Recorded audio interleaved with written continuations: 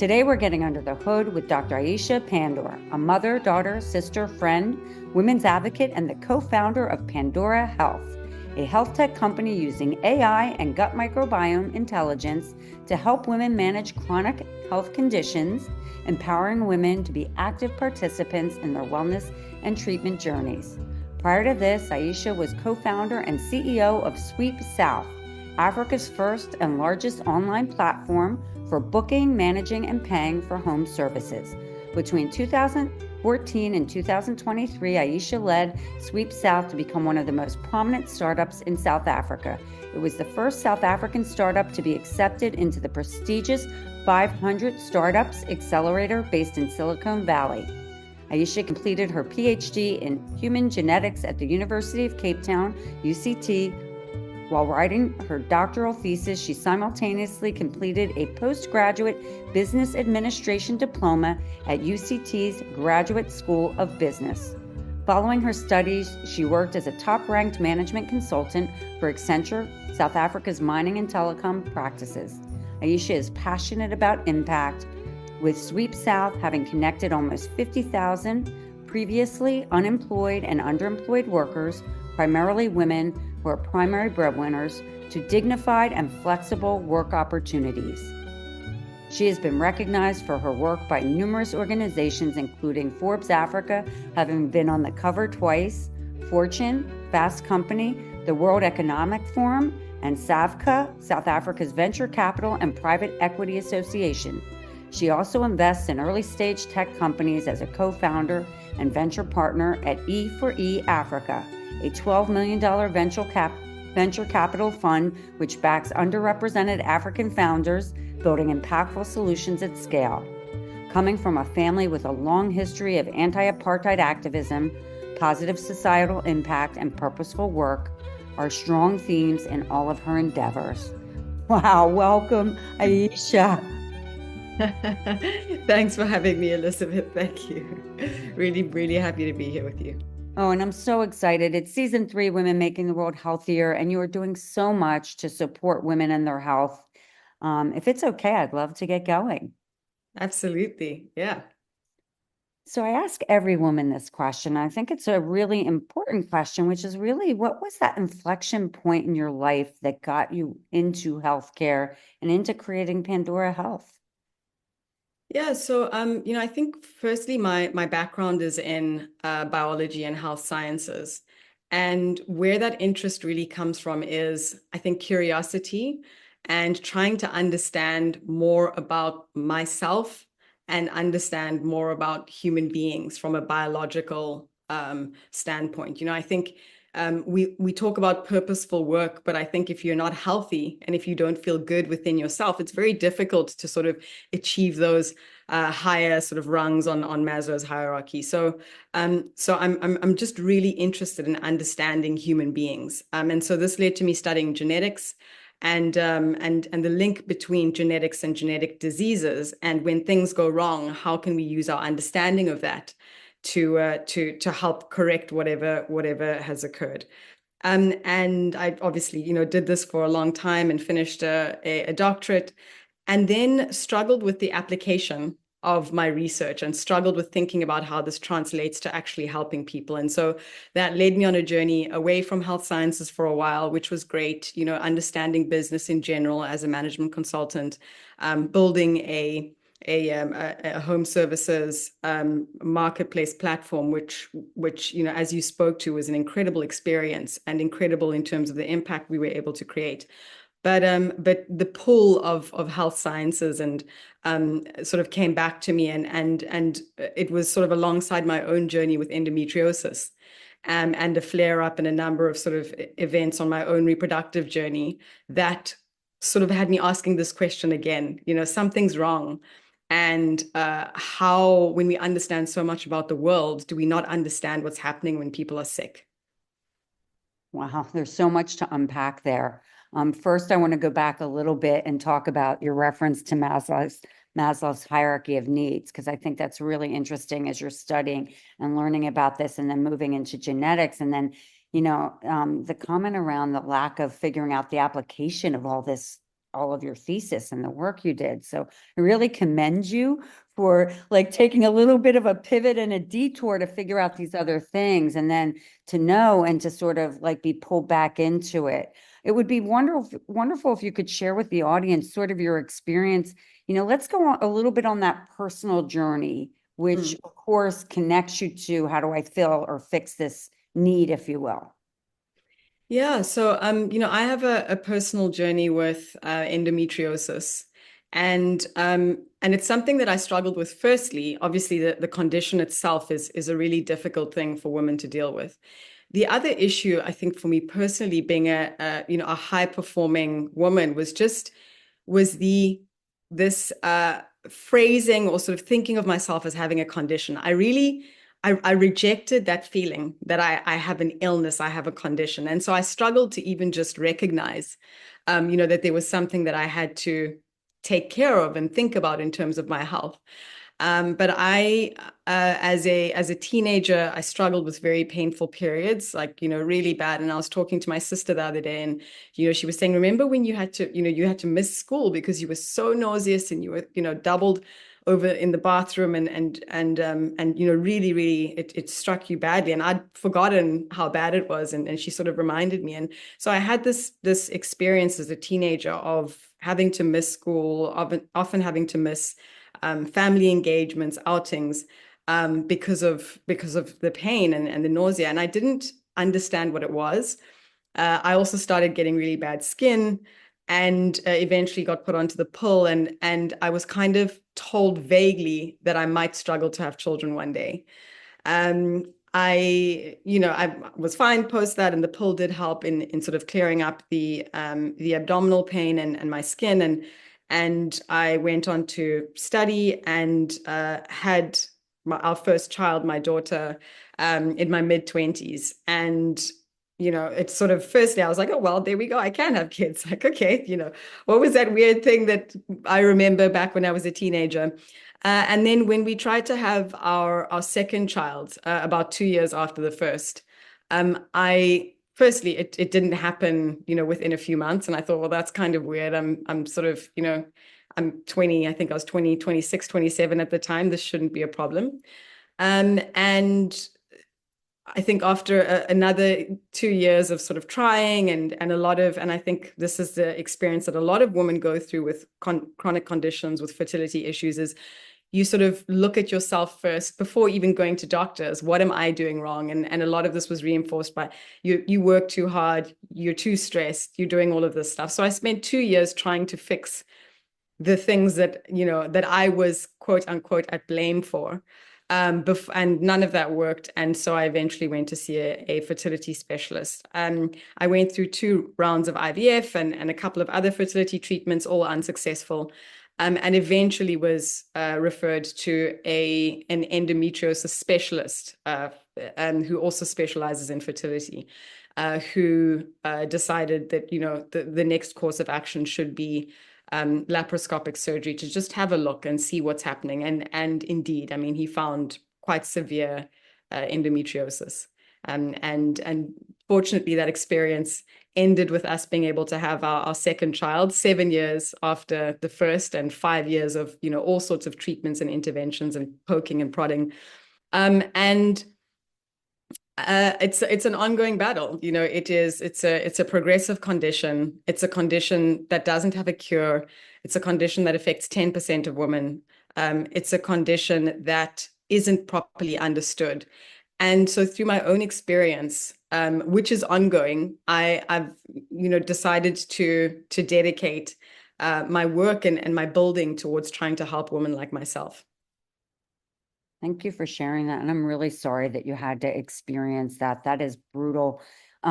We actually interviewed, and I think I don't know if you listened to her, Shannon Cohn. She was the filmmaker, the director of Below the Belt, and she described the same symptomology with her endometriosis as a kid, where she'd be lying on the floor in crippling pain. So it's heartbreaking that it's, here we are, but things are getting better in the field.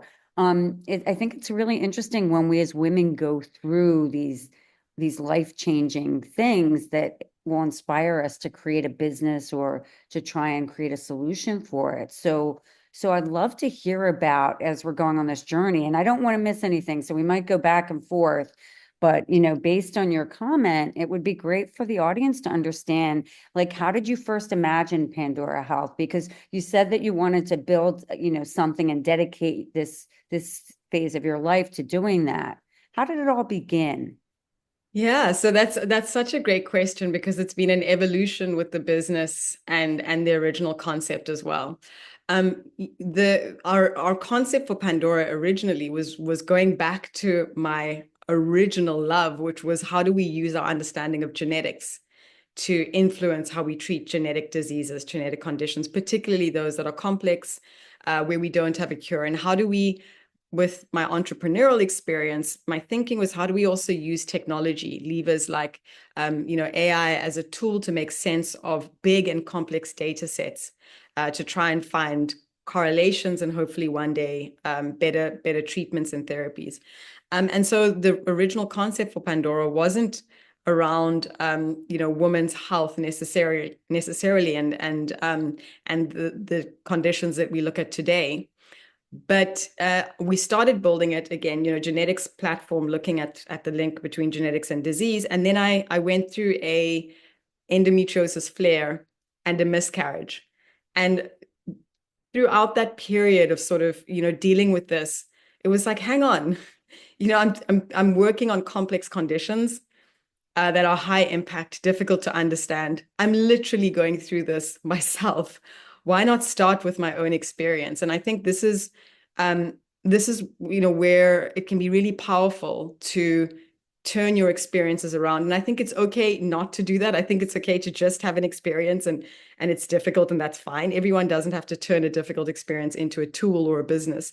But I think if you are an entrepreneur and if you are interested in building, I think looking at difficult experiences and very personal experiences through the lenses of how can I address this as an opportunity for a solution, and how can I use my closeness to this issue to help bring light to the other people who this is impacting and ways to solve this. I think just felt like a proactive and empowering approach for me.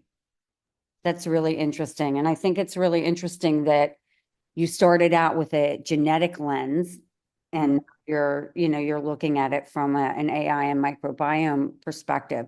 And is that also like auto-inflammatory as well when you look at those chronic conditions?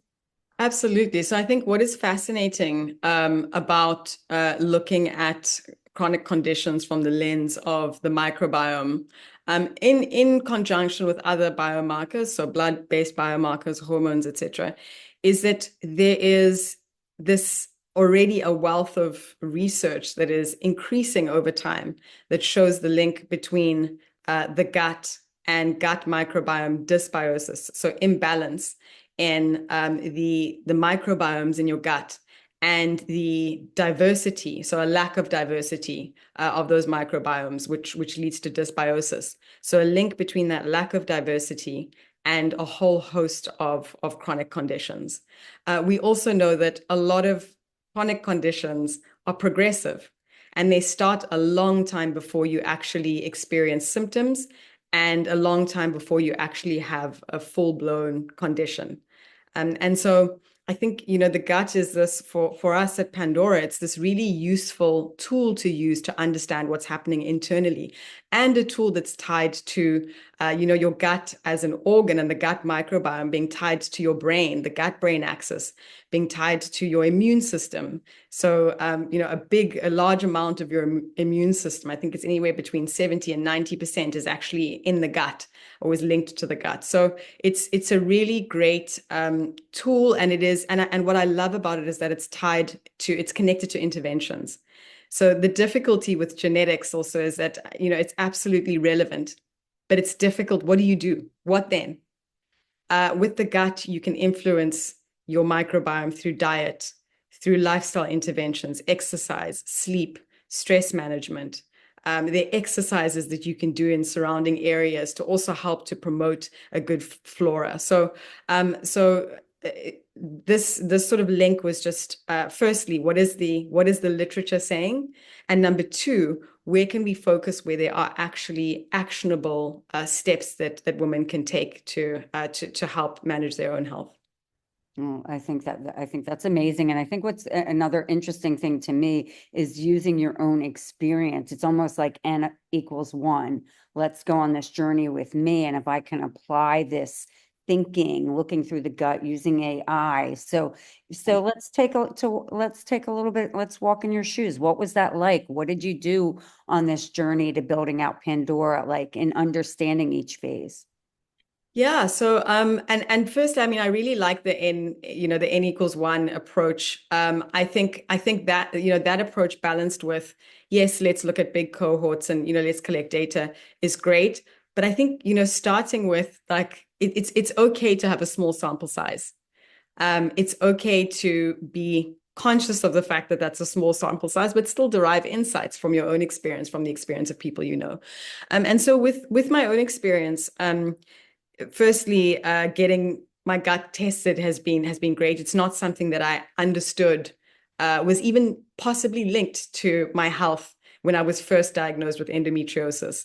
It's not something that I even thought of as a tool that I could use to improve my health. And so that has been incredibly empowering. And I think, the technological progress means that the resolution that we have nowadays into those species, not just at the species level, but at the strain level, means that we can look at associations between particular strains and not just health overall, but particular symptoms, which is incredible, and particular dietary interventions. So that's been great. And then another really sort of illuminating experience for me was experiencing, I think, healthcare traditionally, old school healthcare, and then healthcare as I feel it should work today. And the way that I feel it should work today with whole system and whole body conditions is that, yes, you may speak to a specialist. So I may speak to my GYN about my endometriosis, but the interventions that are available to me shouldn't just be surgical. We should look at what does your physical therapy look like? What does your pelvic floor look like? What does your what are the urological implications? Are there any bladder issues? What are your own priorities? So what is this? Well, firstly, what does this mean for your gut? And then also, what are your priorities? Are you someone with endometriosis who is interested in or who's prioritizing pain management? Or is it about fertility and fertility preservation? Or is it about the mental health elements?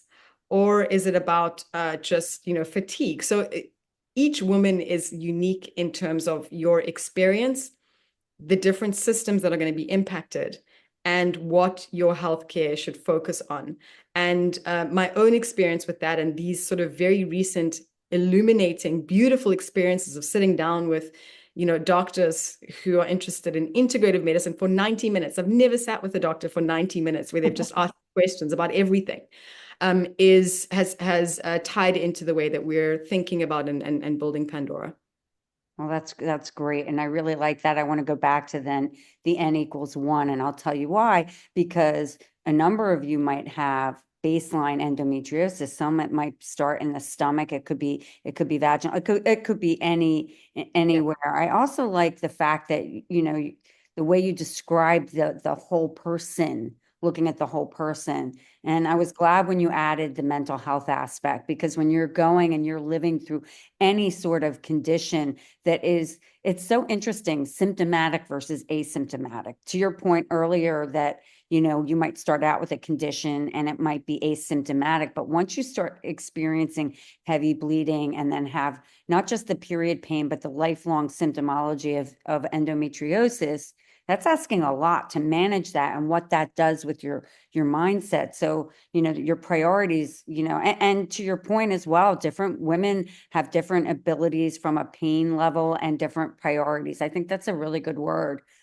So as you're building out Pandora and understanding this, and I still think this N equals one is interesting because everybody almost has to look at them. They can use, hey, you're not alone. There's other women suffering from it. You might derive or arrive from similar places to start, but you might have very different objectives and or experiences. So I'm kind of curious because, when I read your introduction, it describes some of how you're empowering women to go on this journey. What do you imagine that to be like?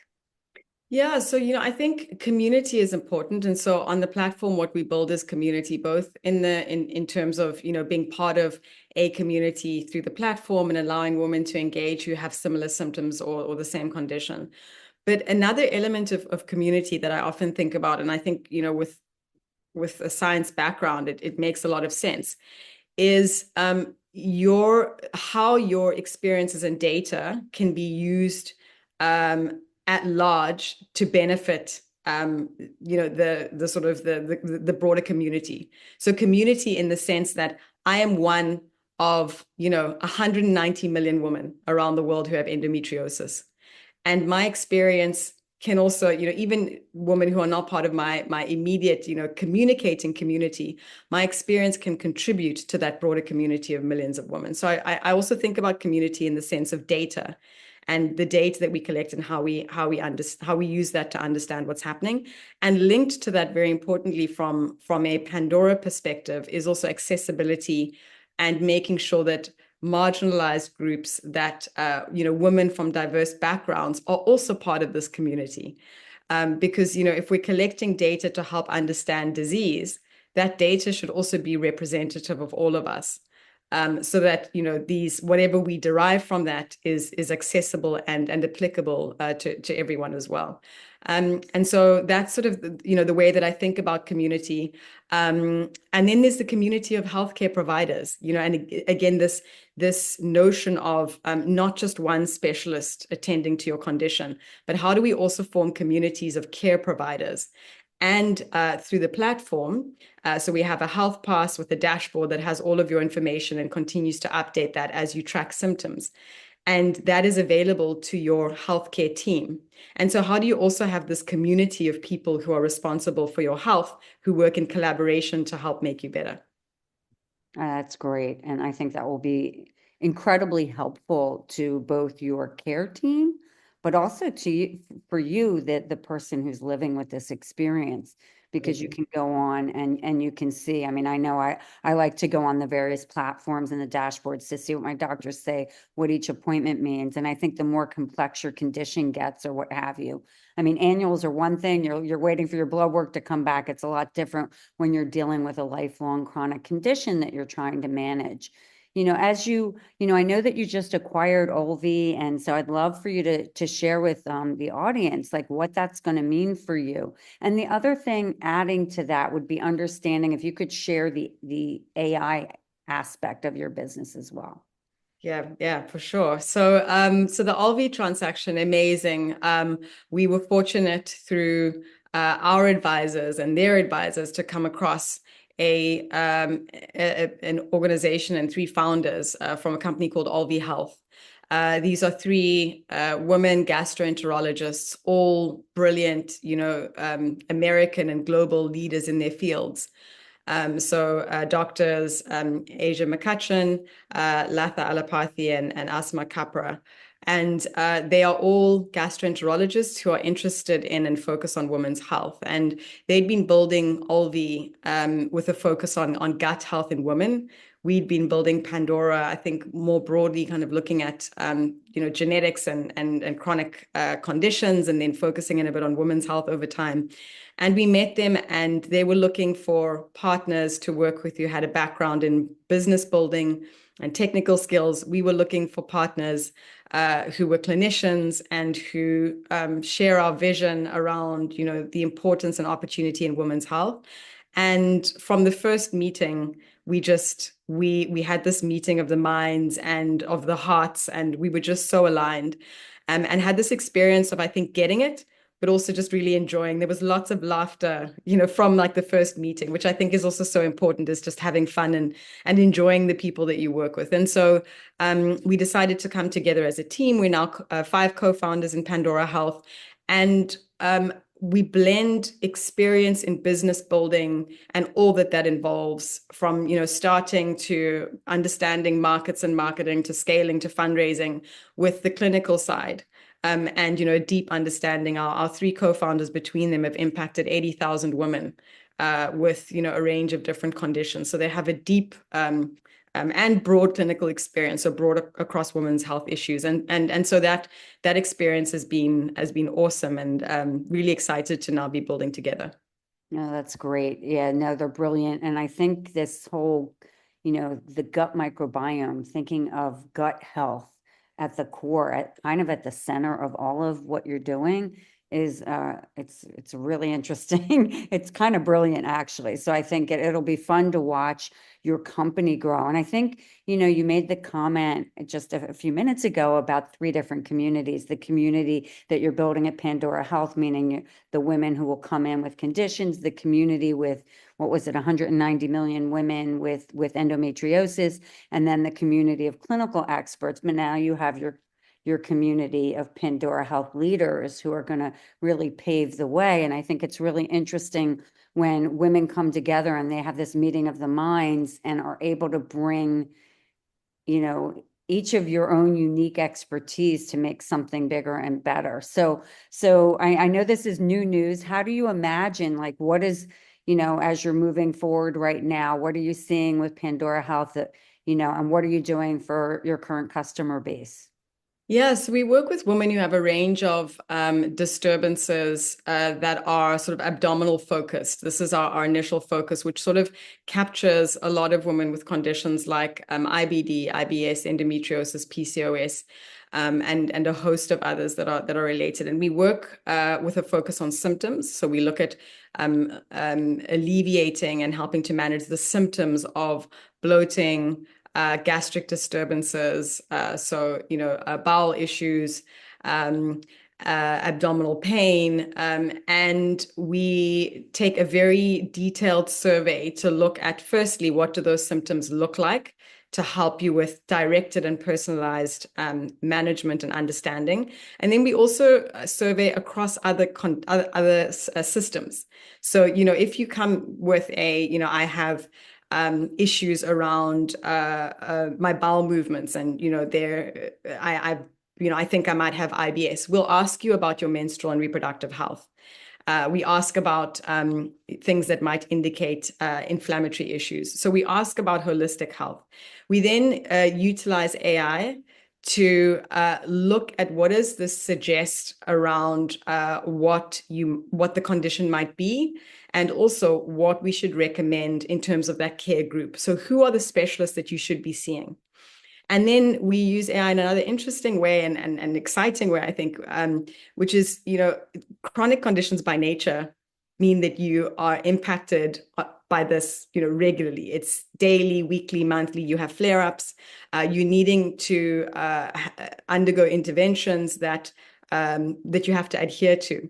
And so using AI, we also have built an AI coach that sort of accompanies you on this journey of nudges, prompts, getting feedback, and then adding all of this data to your own personal sort of health body of knowledge, your health pass, and forming a picture over time of, what does Elizabeth look like across all of your different symptoms, but also what do I know about Elizabeth so that I can help her when it comes to improving her diet so that she can improve this, this particular gut symptom, her abdominal pain. So we use AI as a coach as well. Text at the moment, really excited about the opportunity to include voice. There's data that shows that, people, they view text and AI differently, as even if the same message is being conveyed differently, to having a conversation with a human being. And as interactions with AI start to approach what feels human, I think that's going to change over time, and I'm really excited about that. And then the other use of AI is around again, these big data sets. How do we draw out information and correlations that help us understand these diseases better? And one of the things I'm particularly interested in is the idea of subtypes of conditions. I think we group conditions way too largely. We've seen that with cancer, and we form big groups and kind of draw a circle. around something that in many cases should be nuanced depending on symptoms, genetics, demographics, family history, a whole host of things. And so I think we're going to see the same with the conditions that we look at as well. No, I think that makes total sense. And I like that. As I was listening to you, I was hearing about treating the symptoms, but I love the fact that with the AI and the process you go through, you get to the core of the issue because you can treat symptoms, you can band-aid problems, Yeah. but you're not getting to the core or the root of the problem and condition or disease. You can't really know how to treat it. So it's just temporary. It's not really, but I think as we see, businesses emerge and women's health in particular and healthcare in general, as it gets more and more customized and personalized, really understanding the patient holistically, it will allow clinicians to really know how to treat the root of the problem versus put a band. Because I feel like if you think historically, it seems a lot, unless you're going in with a broken bone, but more band-aiding, if you will, right? Very much so. And I think that to your point that patients have often been removed from conversations about what their healthcare should look like. So this is your health plan. This is your health. This is your body. This is your intervention. It's your lifestyle. And I think, it's exacerbated with women. But you get told what you should do, or you get often women talk about, this patronizing attitude. And I think that there's a lot to be said for just, number one, advocating for your own health, owning your health. Yes, we need the care and the help and the advice of specialists, but you are in your own body. You know what your body feels like, and you are the best person to understand what's happening in your own body. And so a big part of this is also removing some of those barriers, whether it's around data or just advocacy and being able to have a voice, when it comes to your own healthcare. And I don't think, and thank you for sharing that, by the way. I couldn't agree more. I think that there's a lot of talk. I mean, I've been interviewing a lot of women in the health and wellness space, and of course with the Under the Hood of Women's Health platform. And even though we are teaching and saying advocate for yourself, if you look universally, women are so busy caring for others. They're the chief medical officer and the chief care officer in their homes, but when it comes to themselves, and we know that 8 out of 10 caregivers are women. And so they don't put the oxygen mask on, even though intellectually they know they need to. And so you are right in terms of breaking down those barriers, ensuring that women are their own best advocates. They'll go and advocate for their husband, for their children. What about me? And I was just having a conversation with my daughter about this. Like, it doesn't matter. Like, you need to be happy if your child's going to be happy. Like it all starts with you. And so Yeah. I think that we forget that as women. And I say that and I share that because I think this is very integral to the work you're doing as you look at these data sets. But you go back to the N of one, you're not alone. You're amongst many women, but you're still, uniquely you. And, having a voice is really critical. I mean, I don't know if there's anything else you want to share about that, but this gets me excited. And yeah, I just maybe just the short thing to say in response is I think you're absolutely right, and it's the connection between the two things. So I also don't think it's fair or realistic. I have 3 kids. I'm really fortunate after my journey to have had 3 children, and I don't want to stop being the person who cares for them and it looks after them and looks after the family. I think that's a beautiful, privileged position. And so I don't think there should be tension between caring for yourself and caring for your family. I think we just need to make it easier. And we need to make the way that women are treated in the system, I think we need to improve that. So, make it easier for you to be taken care of, make it easier for you to advocate with good data, with good tracking, with good understanding, with tools that help to arm you when you go and have a conversation with, whichever healthcare provider it is who you're speaking to. And I'm very big about collaboration. and partnership. And in South Africa, we have this word called Ubuntu, which speaks to community, and I am because you are. I think collaboration is a big theme for me, and I think it's why it was important for us to work with clinicians. And I think with digital health, with AI-driven solutions, the aim is not to replace, in my view, healthcare professionals and doctors. It's to augment and to support and to help bridge patients and the healthcare industry and stakeholders in that world. And I think that's, thank you for sharing that as well. But I think, we know that most healthcare providers have what, 5 to 8 minutes Yeah.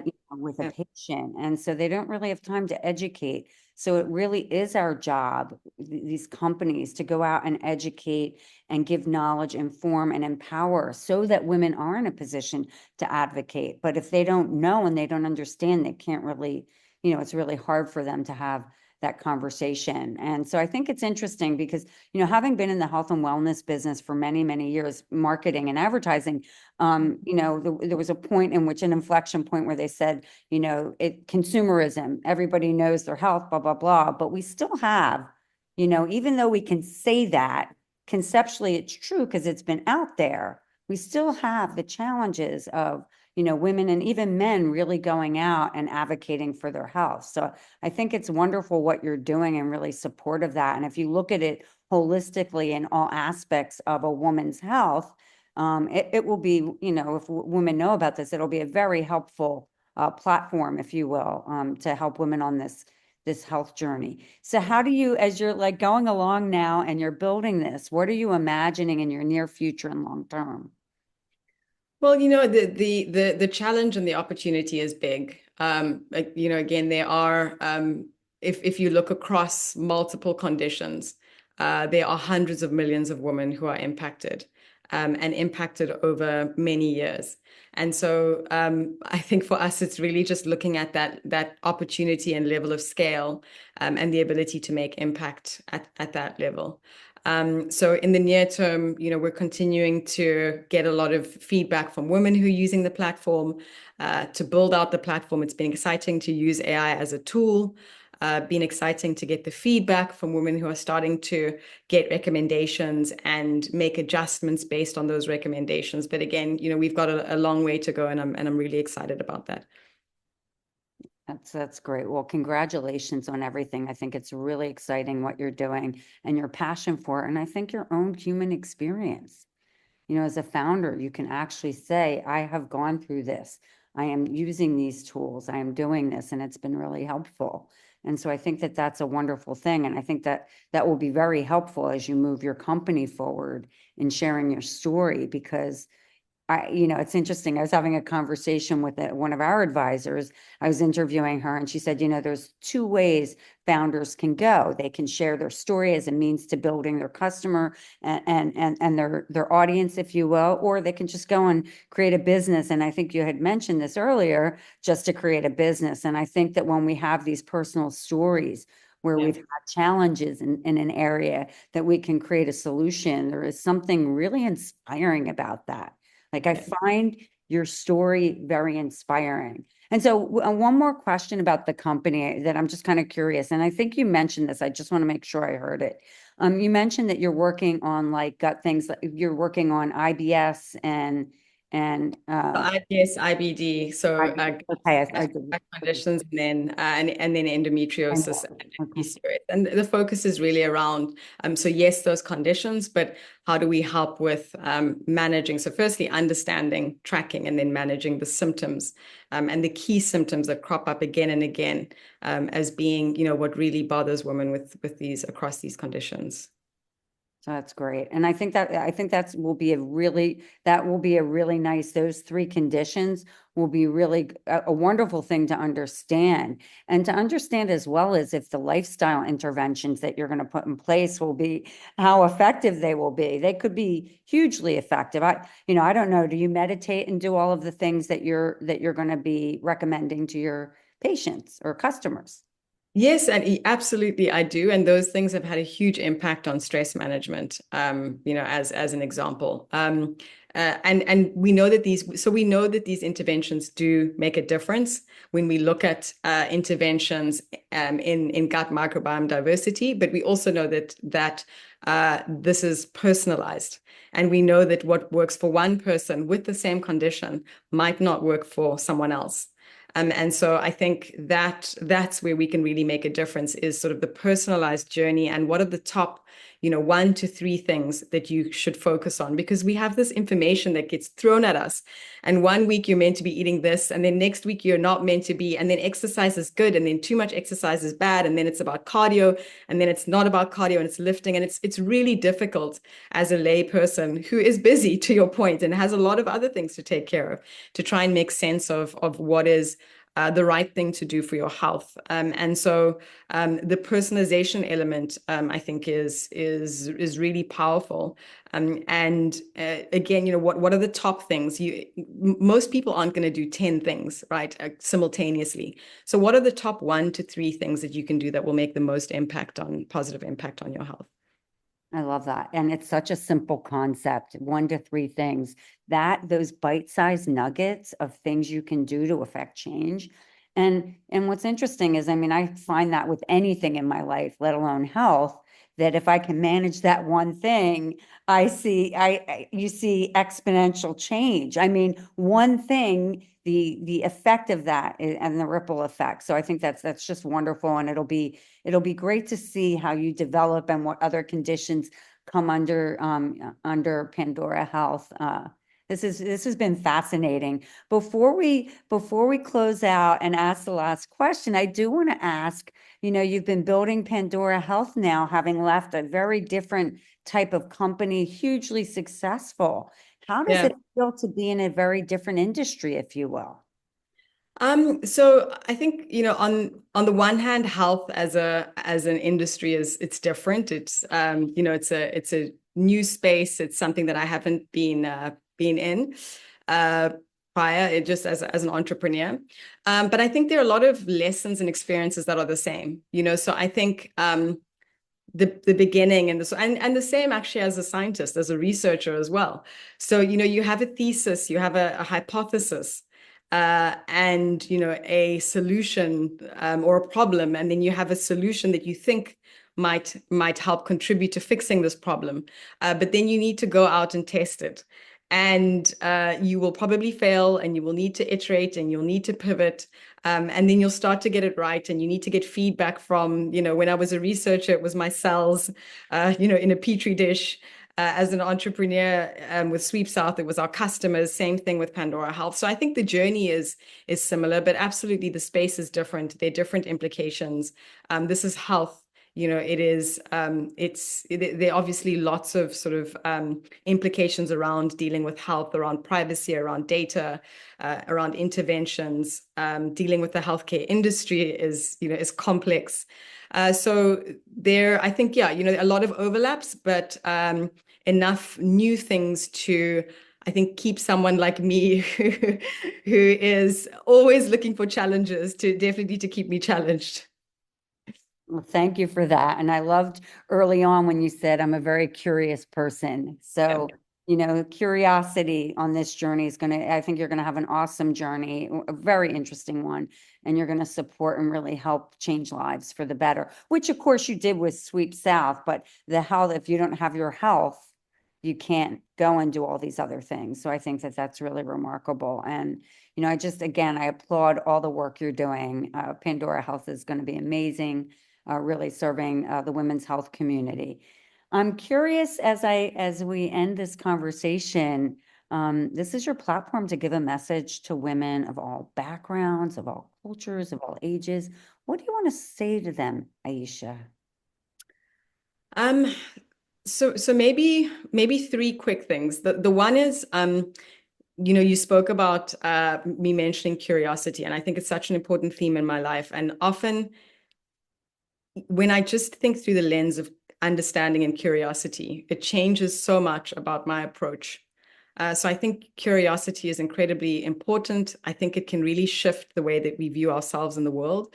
So use curiosity to your advantage, I think is the one thing that I would say. I think the second thing is the importance of community and finding your community. And I love working with women. I love speaking to women.